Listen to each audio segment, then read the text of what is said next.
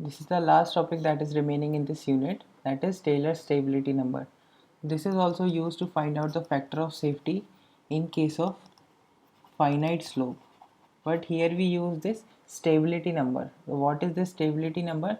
So Taylor did this analysis on very large number of slopes and he gave one stability number. So that stability number is given as Sn is equal to C upon factor of safety times gamma h. So this is a similar formula that we saw earlier in case of infinite slope, but this one is here, it is for finite slopes. Now there are two sets of charts. One is for failure, that is for toe failure,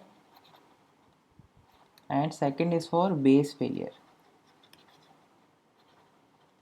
So in case of toe failure, this stability number will depend upon the angle of slope and the angle of internal friction. So knowing this, we can read the stability number from the chart and then we can find out the factor of safety, or if we have been given the factor of safety, like there should be a factor of safety of 1.5.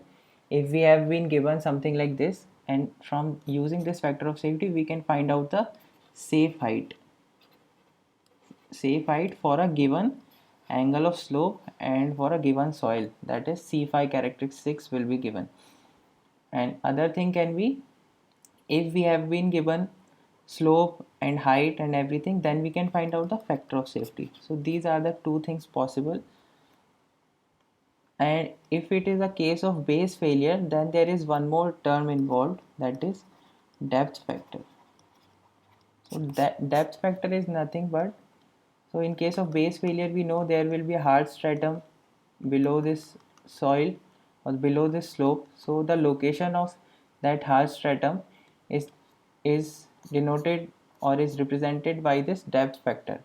So here depth factor will be, if this hard stratum is at the depth of z and from here this depth is h, so depth factor will be z upon h, or I can write z equal to dh.